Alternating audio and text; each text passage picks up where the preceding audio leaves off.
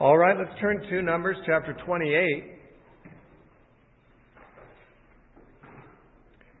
In this session, we'll cover chapters 28, 29, and 30, all of which are, we could say, not the most invigorating material in Numbers because there are no stories in these chapters, only laws and judgments that are made. But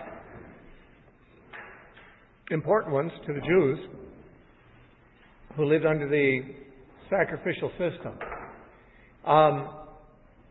Chapters 28 and 29 are broken into two chapters because it'd be too long to make into a single chapter, apparently. Someone judged. And so they broke it down. But actually, chapters 28 and 29 are pretty much one continuous treatment of what offerings will be offered on the special days and what the grain offerings will be that are associated with them. Now, we've noticed in the past that God's sacred calendar included weekly holy days, the Sabbath, and monthly ones, the new moons, as well as annual ones. There's actually, in a sense, every day was a holy day, and therefore we're going to see that we're going to cover what was the content or the substance of the burnt offerings that were to be offered every morning and every evening. And these were supposed to be the same 6 days a week. But on the Sabbath, each Sabbath, these sacrifices would be doubled.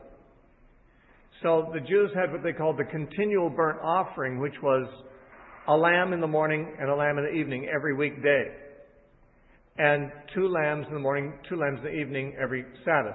Now, this was not something the children of Israel themselves brought, like every child of Israel brought a lamb every day. But rather, the priests would offer 1 lamb a day for the whole nation in the morning, and 1 lamb a day in the evening for the whole nation, and likewise twice that on Sabbath. And in the first 10 verses, we're going to see that. The first 8 verses talk about the regular weekdays and the daily offerings that we offered. Then verses 9 and 10 tell us that the Sabbath, that it will be doubled on the Sabbath. And then in the remainder of chapter 28 and chapter 29, it goes to those sacrifices that will be less frequent than daily and even less frequent than weekly. Because in verses 11 through 11 through 15, it talks about the new moons. It doesn't use the word new moons in these verses, although the term is used in chapter 29, verse 6 for these. The new moon was the beginning of the month. They had a lunar calendar they were going by, and therefore, at the same point on the lunar cycle, they'd begin each month. And so the first day of the month was called the new moon. It is in verse 6 of chapter 29 that we see them called that, besides the burnt offering with its grain offering for the new moons. But in verse 11 it just says at the beginning of your months, which was the same thing. So verses 11 through 15 talk about the monthly celebration of the new moon and the sacrifices that we offered on that festival. And then there were the annual festivals. Passover is discussed, and unleavened bread in verses 16 through 25.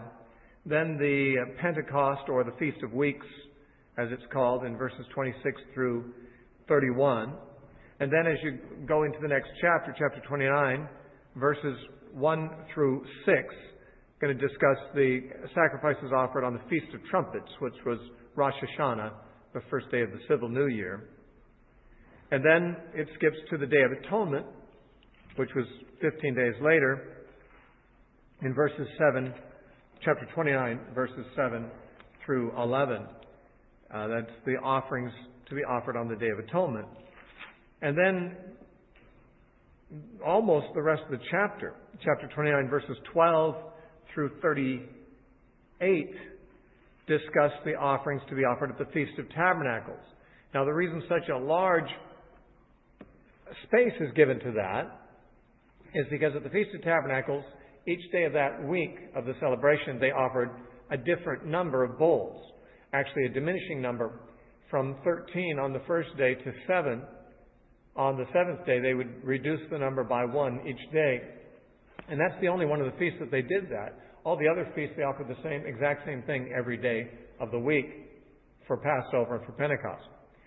And so what we're going to find in these chapters covering that particular information is that he's going to tell us what burnt offerings they were supposed to offer on these occasions, and when it applies, what sin offering they're going to offer, and what the grain offerings would be associated with them. Now, as far as the grain offerings, these are redundant very much. It's always the same grain offering for a bull, and no matter what day it is. It's always the same grain offering for a lamb. It's always the same grain offering for a goat. Those grain offerings were laid out for us in chapter 15. Back when it was just saying what the grain offerings would be for particular sacrifices. That is, when they offered a burnt offering of a bull, there was a certain prescribed amount of grain, that would be actually flour, mixed with oil, and also a drink offering of wine that would be offered with every bull. And if it was a ram, it'd be a different amount of grain and wine and oil. If it was a lamb, it'd be, or a goat, it'd be a lesser amount still. So back in chapter 15 of Numbers, we saw that when it is a lamb that is offered, they offer 1/10 of an ephah of flour, 1/4 of a hin each of oil and wine. And if it's a ram, we saw in Numbers 15, verses 6 through 7, that the numbers are increased. Instead of 1/10 ephah of flour, it's 2/10 ephah of flour. It's a larger animal. Instead of 1/4 of a hin of oil and wine, it's 1/3 of a hin of oil and wine. And in chapter 15, verses 8 through 10, it mentions if it's a bull, the amount of flour is raised again, this time to 3/10 of an ephah. And the amount of oil and wine is increased from 1/3 to 1/2 a hin. Now, we don't know ephahs and hins anyway. But we can see the general pattern here is that for a larger animal, it's a larger amount of flour and oil and wine offered. And the exact amounts for each animal are prescribed in chapter 15 and followed to the letter in verses 28 and 29. But that, of course, makes the narrative bulky, because every time it tells about one of these days and what is offered, it also gives the details about how much flour, how much oil, how much wine is offered as well. Something that hardly would seem to be necessary to repeat as many times. Certainly not for our benefit. For the priests, maybe. And remember, we see that the Jewish priesthood seemed to have a great love for repetition and for detail and so forth. One that is not as well appreciated by the likes of us, who would like to read through something and get the information and not have to just wade through the same verbiage 12 times or whatever, which is bulky. However, we will read some of this and summarize some of it. In chapter 28, verse 1, "Now Yahweh spoke to Moses, saying, Command the children of Israel and say to them, My offering, my food for my offerings, made by fire as a sweet aroma to me, you shall be careful to offer to me at their appointed time. And you shall say to them, This is the offering made by fire, which you shall offer to the Lord, 2 male lambs in their day of the first year without blemish, day by day, as a regular burnt offering. The one lamb you shall offer in the morning, the other lamb you shall offer in the evening. And 1/10 of an ephah of fine flour as a grain offering, mixed with 1/4 of a hin of pressed oil. It is a regular burnt offering, which is ordained at Mount Sinai for a sweet aroma, an offering made by fire to the Lord." Now, back when they were at Mount Sinai, God said they'd offer this regular daily offering of a lamb every day. It did not there mention that that would be doubled on the Sabbath. But it does, we do get that when we get to verses 9 and 10 here. It says in verse 7, "And its drink offering shall be 1/4 of a hin for each lamb," that'd be a hin of wine. "In a holy place you shall pour out the drink to the Lord as an offering. The other lamb you shall offer in the evening as the morning grain offering, and its drink offering you shall offer as an offering made by fire, sweet aroma to the Lord." So basically same thing, morning as in the evening. A lamb each time, 1/4 of a hin of flour, a fourth of an ephah, a tenth of an ephah of flour, a fourth of a hin of oil and wine in each case. Then verses 9 and 10, and on the Sabbath day, 2 lambs in their first year without blemish, and 2/10 of an ephah of fine flour as a grain offering mixed with oil with its drink offering. This is a burnt offering for every Sabbath, besides the regular burnt offerings with its drink offering. Then we have the monthly offerings. These are not mentioned very often in the Old Testament. In fact, I was once talking to a Seventh-day Adventist about Colossians chapter 2 and verse 16. And, of course, that's the passage that says, where Paul says, let no man judge you concerning what you eat or drink. And he goes on to say, nor concerning, he says, a festival or new moons or Sabbaths. This is Colossians 2:16. Therefore let no one judge you in food or in drink, or regarding a festival or new moon or Sabbath. And this particular individual was trying to tell me that these are not talking about Jewish ordinances. It's talking about pagan ordinances, pagan festivals, pagan new moons, pagan Sabbaths, which I disagreed with. But he was saying, where, after all, in the Old Testament does it ever say to celebrate the new moons? And it was his opinion that new moons were not part of the Jewish celebration, and therefore Paul was not talking about Jewish festivals and new moons and Sabbaths, but about pagan ones. But actually, he was mistaken. Actually, there is a command to observe the new moons in the law. It's not very often mentioned, but it is mentioned here. In Numbers 28:11, at the beginnings of your months you shall present a burnt offering to the Lord, 2 young bulls, 1 ram, and 7 lambs in the first year without blemish. And then, of course, it talks about how much grain offering for each of those animals, and it's the same as the grain offerings for each of those kinds of animals that is given in Numbers 15.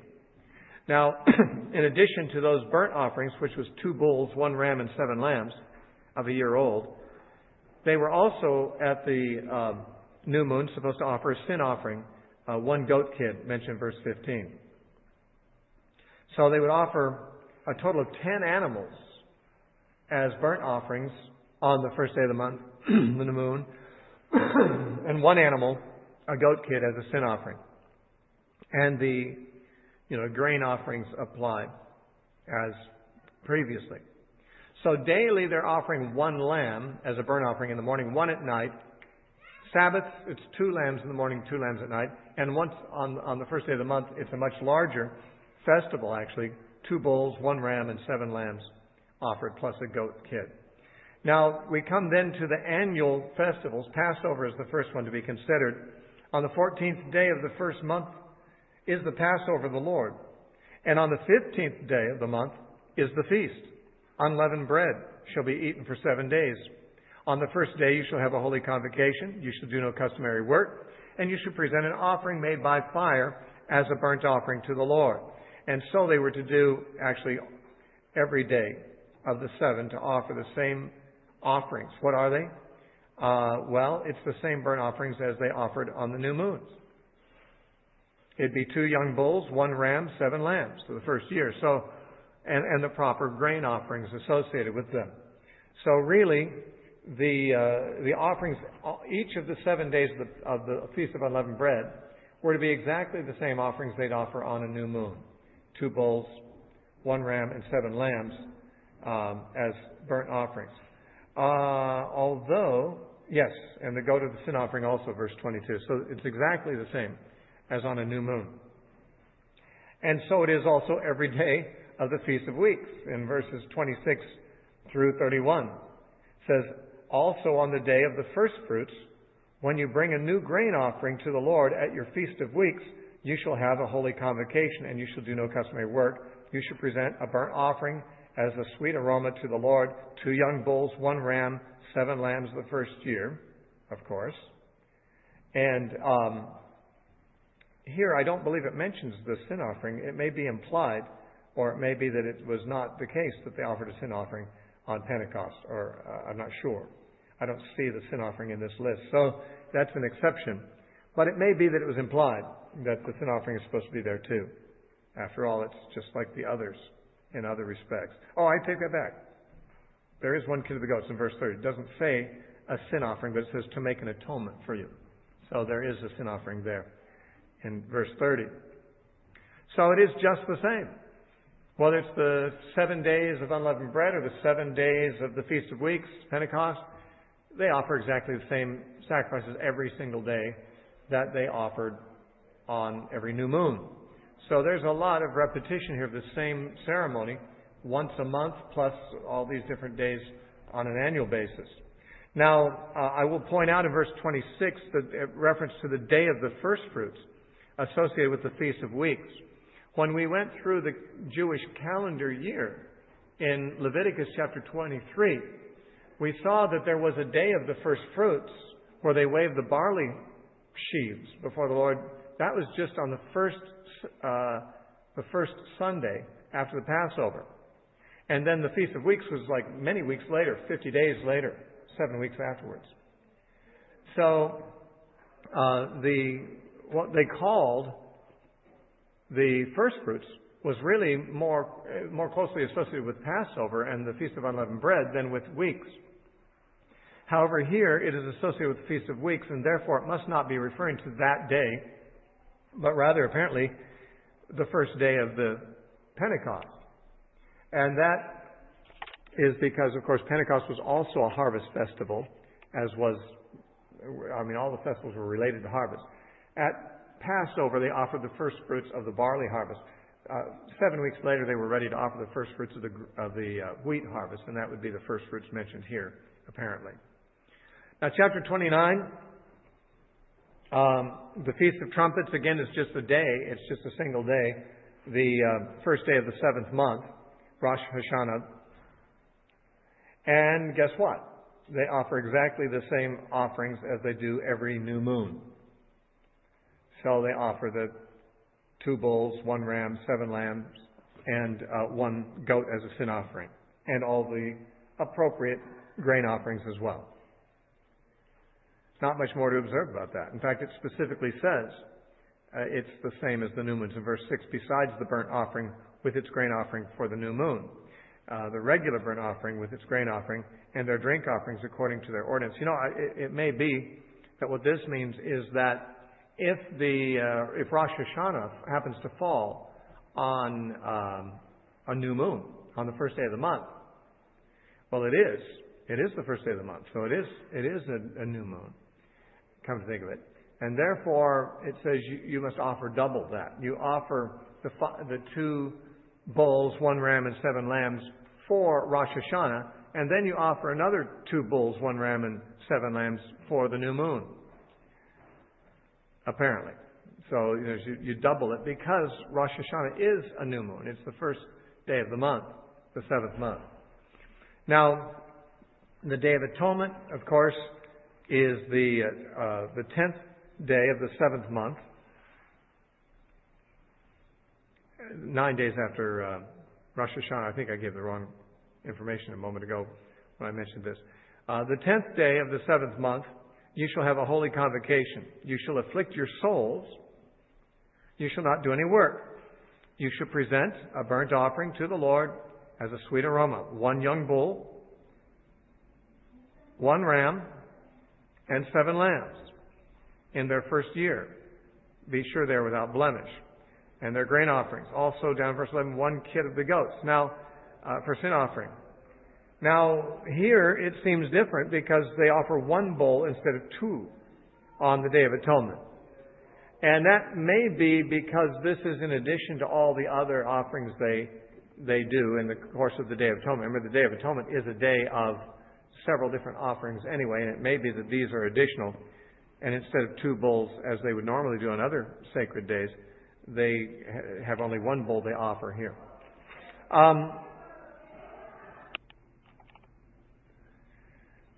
All right, so then we come to the offerings for the Feast of Tabernacles. And this is on the 15th day of the 7th month. And the main difference here from all the other 7-day long festivals is that there's a change every day in the number of bulls that are offered. There is a consistent and uniform number of rams and lambs and goats that are offered each day, but the number of bulls changes. And why this is a matter of curiosity, of course. I don't know of any commentator that has been able to offer an answer for that. Why the Feast of Tabernacles would have this change and the other feasts do not. On the first day of the Feast of Tabernacles, we find that they present as a burnt offering. Verse 13 says they offer 13 young bulls, 2 rams, 14 lambs in their first year, and then they're going to offer, in verse 16, 1 kid of the goats as a sin offering. So it looks a little like the other days, except the numbers are different. The kid for the sin offering is the same as all these other days, but different number of bulls, rams, and lambs. We got 13 bulls, 2 rams, and 14 lambs. And as I say, the number of rams, lambs, and the kid remain the same for the 7 days of the festival, but the number of bulls changes. Verse 17, on the second day, present 12 young bulls, 2 rams, 14 lambs, and the rest. Verse 19, a kid of the goats. Verse 20, on the third day, present 11 bulls. Verse 23, on the fourth day, present 10 bulls. Verse 26, on the fifth day, present 9 bulls. Verse 29, on the sixth day, present 8 bulls.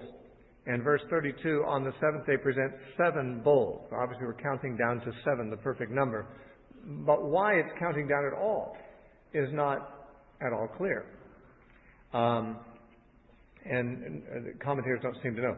So if you get the revelation about that, and you figure that out, you may be able to write a doctoral thesis and get a doctorate, because it's something that has not been done. And it's something that remains to be discovered. Now, this mentions the 8th day, which is, of course, the day at the end of this whole series in verse 35. On the 8th day you shall have a sacred assembly. You shall do no customary work. You shall present a burnt offering, an offering made by fire as a sweet aroma to the Lord, 1 bull, 1 ram, 7 lambs in their first year without blemish, and their grain offerings, which is, of course, what they would offer at a new moon, which is what they offer almost every sacred day, apart from their daily and Sabbath burnt offerings. Every time there's a sacred occasion, whether it's the new moon, whether it's one of the days of unleavened bread, or one of the days of Pentecost, or whether it's the Feast of Trumpets, these same offerings are offered: 1 bull, 1 ram, 7 lambs. Excuse me, I'm wrong. Usually it's 2 bulls. It was, in fact, 1 bull for the Day of Atonement, but the other times it's 2 bulls. So I'm getting confused here. It's hard to keep the numbers straight. Now, verse 39, these things you shall present to the Lord at your appointed feasts, besides your vowed offerings and your free will offerings, as your burnt offerings and your grain offerings, as your drink offerings and your peace offerings. So Moses told the children of Israel everything just as Yahweh commanded Moses. Now, verse 39 is saying that these are constants. These sacrifices have to be made on these holy days no matter what. Now, there's, of course, additional things that people can bring voluntarily besides. And they have their vows and their free will offerings. Now, the free will offerings included burnt offerings and peace offerings and grain offerings, as we saw in the opening chapters of Leviticus, which listed these offerings and gave regulations. The burnt offerings, most of them were free will offerings.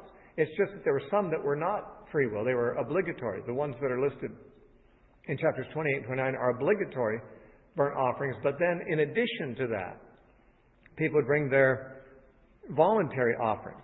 And it mentions, and the things vowed. Now, having mentioned things vowed, this introduces another issue about women's rights in chapter 30. We saw back in chapter 27 a concern about women's rights of inheritance, and how that if a man had only daughters, that his daughters had the same inheritance rights that sons would have. And now we have the issue of vows. What if a daughter makes a vow, or a wife, and her husband doesn't know about it? Is it binding? Does a woman have the same legal status as a man in these matters? And the answer was not exactly. We'll find that a woman's obligations to keep her vows differ according to a number of things. One would be her marital status, and the other would be whether or not her father or husband, as the case may be, approves of the vow that she makes. And this would be important, of course, because if a woman, let's say a married woman, vowed to give God her son, like Hannah offered to give Samuel to the Lord, if the father didn't have the power to veto that, then his wife could give away all the children against his wishes.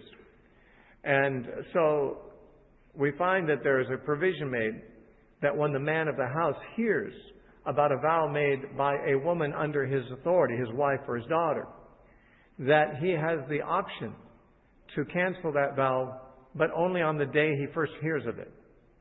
If he doesn't say anything the day he hears of it, then the vow is binding. Now, there is a separate issue made in verse 9 of a woman who doesn't have a man in her life, a woman who's a widow or a divorced woman. Well, she has the same status as a man in this respect, religiously. Her vows stand just as much as a man's do. And so, and by the way, that's unparalleled in ancient society. The idea that a woman would be under her husband's authority or under her father's authority is fairly commonplace in ancient society, but the idea that a widowed woman or a divorcee has a status very similar to that of a man is unparalleled in the ancient world. So there is, in a sense, an affirmation that women, under proper circumstances, are in exactly the same position as men, with the same responsibilities and rights. But obviously, in a household where there's hierarchy, a woman's vows have got to be subject to the veto of the man of the house, because the affairs of the household are his concern and his responsibility. Now it says, Moses spoke to the heads of the tribes concerning the children of Israel, saying, "This is the thing which the Lord has commanded. If a man vows a vow to the Lord, or swears an oath to bind himself by some agreement, he shall not break his word. He shall do according to all that proceeds out of his mouth." That's if a man does it. There were earlier provisions made in some of the earlier chapters about how he can redeem the thing he vowed. In other words, if he has regrets about the specific thing he vowed, he can redeem it and add a 20% penalty to himself for redeeming it. The value of it, I think it was the last chapter of Leviticus, if I'm not mistaken, dealt with this issue and how they would redeem things that they had vowed. But unless he redeems the thing, that is, unless he buys it back from the Lord and with a penalty, he has to pay what he vowed. But the case is somewhat more complicated with a woman, as most things are with women. In verse 3, which is not a criticism of women, they're just more complicated. Verse 3, "Or if a woman vows a vow to the Lord and binds herself by some agreement while in her father's house in her youth." That means when she's still unmarried and she's under her father's authority. "And her father hears her vow and the agreement by which she has bound herself, and her father holds his peace, then all her vows shall stand, and every agreement with which she has bound herself shall stand." The father has the power to veto, but if he doesn't veto it, her vow is binding, because she is a person of responsibility before God too. It's just that if she has a father who doesn't agree with it, then she's not at liberty to make such vows. It says, "But if her father overrules her on the day that he hears, then none of her vows, nor her agreements by which she has bound herself, shall stand. And the Lord will forgive her, because her father overruled her." Now, the statement, "the Lord will forgive her," is mentioned at the end of all of these provisions. There's three different situations given. One is a daughter in her father's house. The next is a woman who is married, but she had made a vow before she was married, so her new husband has the responsibility of either confirming or denying her vow when he hears about it. And the third situation would be a woman who is already married and she makes a vow, and her husband, if he nullifies her vow, then it says in every case the Lord will forgive her. In verse 5 and in verse 8 and in verse 12. All those places in these three different circumstances says, if the man in her life nullifies her vow on the day he hears of it, he has the right to do that, and she will be forgiven for that. Now, does that mean she did something wrong by submitting? No, it just means she'll be released from the vow. She'll be forgiven for the promise. She'll be released from her obligation because she is under the authority of her father in this case. By the way, I know of a case in Idaho of a Christian family, a godly family, whose teenage daughter was very rebellious, and she ran off with a 40-something-year-old man who was a criminal, and he was on the lam. He was running from the law.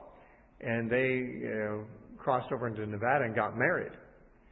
And she was like 16, and he was in his 40s, and he was a crook, and she was just a rebellious, backslidden girl from a Christian home who had previously professed to be a Christian, and who I believe is now back with the Lord again. But her father, counting on the provisions of this particular chapter, when he heard that she had married the guy, he nullified her vow. Of course, as long as she remained with the man, then she was living in fornication. But she had no right to make a vow. She was still a virgin under her father's authority when she ran off, and therefore her father had the right to cancel her marriage vows. He never approved of them. He actually sent out a letter to other godly men affirming that he had heard that his daughter had done it, and he is officially canceling her vows and freeing her. And I personally believe, on the basis of this chapter, he had the right to do that. I don't think that a young girl does have the right to marry a man against her father's wishes if he chooses to nullify it. Now we might say, but that's Old Testament. Yeah, but families are still families. You know, fathers are still fathers, husbands are still husbands. I mean, God, though the covenants have changed, God hasn't reorganized the family. The family is organized in Genesis chapter 2. And Jesus counted on what Genesis chapter 2 said as the basis for understanding proper family and marriage relationships. So it seems to me that there's no difference between the Old Covenant and the New Covenant as far as the authority of a father over his children. Certainly, if anything, Paul indicates that the authority of parents over their children is the same as under the law. When Paul in Ephesians chapter 6 says, children, obey your parents in the Lord, and then he quotes the commandment from Exodus, honor your father and your mother. And so it would seem that Paul is saying family structure and parental authority is the same as it was in the Old Testament. Now that would feel awkward, probably especially to a modern woman or a man who marries her, if her parents didn't approve of the marriage. Assuming she's a virgin daughter who's still living at home and so forth. I mean, the woman's been out, it says if she's divorced or she's widowed, that's a different story. There's a different provision made. We're talking about, it specifically says, a girl, verse 3, while in her father's house in her youth. He has not yet given her away. He's never relinquished his authority over her. And yet she makes a vow. Now, this is not talking about wedding vows. It's talking usually about vowing something else to the Lord. But it specifically says, if she makes a vow or binds herself by some agreement. And that is, of course, what it says also throughout this whole section, that it's talking about people making vows or binding themselves in some way to some agreement. In my opinion, this Christian father, I know, had every right to nullify his daughter's wrongful vows. And I believe she's back in his home now and not with her criminal illegitimate husband. Now, verse 6 modifies the situation slightly. But if indeed she takes a husband while bound by her vows, now that is, she made vows in her father's house. Her father did not nullify them, so they're binding. But she hasn't kept them yet. Now she gets married. Now her vows are a concern to her new husband, as they would have been to her father before. And the new husband has now stepped into the position to either confirm or nullify these vows, the position that was once held by her father. So if indeed she takes a husband while bound by her vows or by a rash utterance from her lips by which she bound herself, and her husband hears it and makes no response to her on the day that he hears, then her vows shall stand, and her agreements by which she bound herself will stand. But if her husband overrules her on the day he hears it, he shall make void her vow, which she vowed, and what she uttered with her lips, by which she bound herself, and the Lord will forgive her. But any vow of a widow or a divorced woman by which she has bound herself shall stand against her. That is, she'll have to keep it, just like a man would. The very same thing that's said of a man in verse 2 is true of a woman who does not have a man to whom she answers. Verse 10, if she vowed in her husband's house, that is, this is the third situation. The first situation, she's in her father's house. The second situation, she made a vow in her father's house. It wasn't nullified by her father, but now she's in a new home, her husband, and now her husband has the right to nullify it. But now, it's talking about a woman who is already married and makes a vow, and this is the third circumstance, or the fourth if you include the widowed and divorced woman. So she makes a vow in her husband's house, or she's bound herself by an agreement with an oath, and her husband heard it and made no response to her and did not overrule her. Then all her vows shall stand, and every agreement by which she bound herself shall stand. But if her husband truly made them void on the day he heard them, then whatever proceeded from her lips concerning her vows, or concerning the agreement binding her, it shall not stand. Her husband has made them void, and the Lord will forgive her, or release her from her vows. Every vow and every binding oath to afflict her soul, her husband may confirm it, or her husband may make it void. Now, to afflict her soul, as I say, that term usually refers to fasting. And I'm not sure exactly why a vow to afflict her soul is mentioned, unless it was typical to fast on the same occasion that you came to the temple to pay your vows, and so it's just referring to that. Or maybe it's even saying any vow, even the smallest thing, like even if she vows that she's going to fast a certain day, her husband can overrule that. In any case, it says in verse 14, but if her husband makes no response whatsoever to her from day to day, then he confirms all her vows. Now, he confirms them non-verbally. There's a principle of law, not the law of Moses per se, but basically modern legal systems. The Latin term for it is qui tacet consentire viditur, which is probably not the correct pronunciation of the Latin. But it means silence is counted as consent. We see that also found in another law that comes up in Deuteronomy, and that is if a man sleeps with a woman who is betrothed to somebody else, they should both be put to death because she's betrothed. She's like a married woman. It's adultery. But it says she will be put to death with him if it happened in the city, but not if it happened out in the country. If it happened out in the countryside, the assumption is it was done in a place where even if she cried out for help, no one could help her. So she might well have cried out for help, and the presumption of innocence is given to her. If it turns out that she's caught and that a man has slept with her, and it was out in some private place where no one could hear if she shouted, the assumption is she shouted.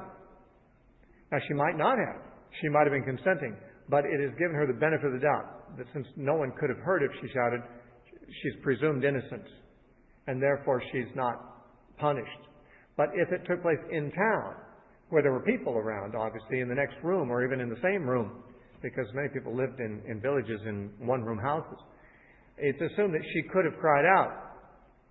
And if she didn't cry out, if this happened in town and she didn't cry out, then she is considered to be consenting to it. So her silence is counted as consent in that case too. This is a principle that is recognized in modern law. It's also recognized in the law of Moses, apparently. And in fact, it's stated in very clear terms in verse 14. If her husband makes no response whatever to her from day to day, then he confirms all her vows. He confirms it silently by not saying anything. Okay?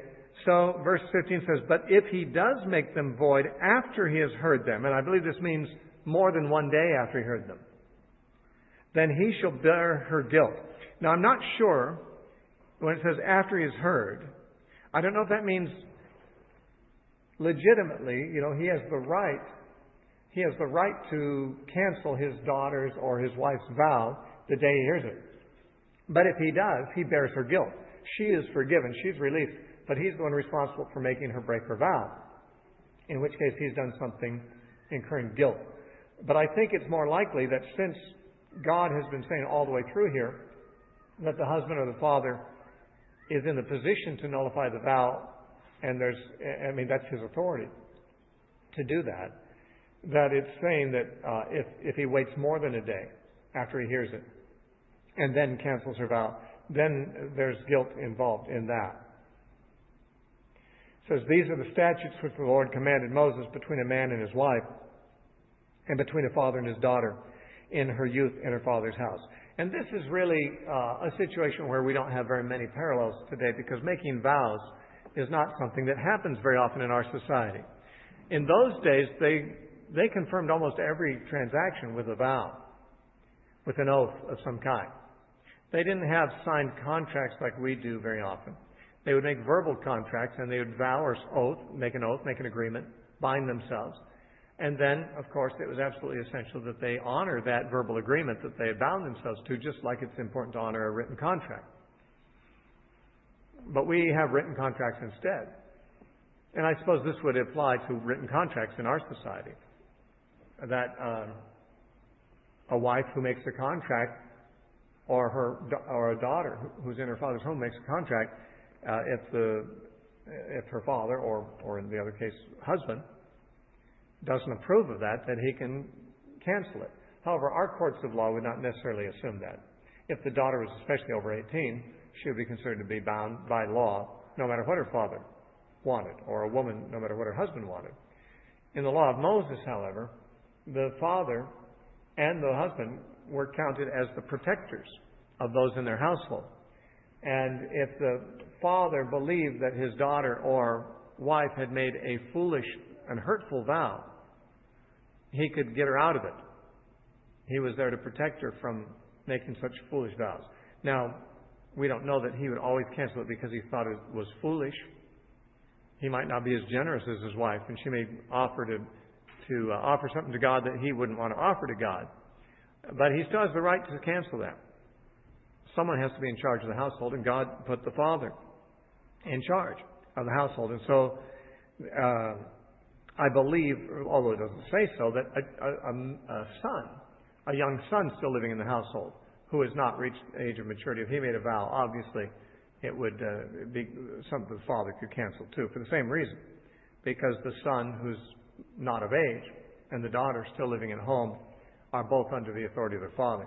What this does confirm, although it may not be easy to find modern situations where it would be applied, because we don't make vows like this very often, what this does confirm, though, is that God did give the father and the husband authority in the household, even an authority that allowed him to cancel what God would ordinarily require of the woman with her vow. And we see also in another case in Scripture that, and we've encountered this in Exodus, that if a man sleeps with a woman who's not betrothed, and therefore she is available to marry, then he's required to marry her. But if her father refuses, well, then the man can't marry her. The father, in a case like that, where God would require a couple to get married because they've had sex together, God even allows the father to veto that. Say, no, that's not going to happen. And that is honored then by God. All right, well, that's the end of that chapter, and really the end of the section that we want to take today.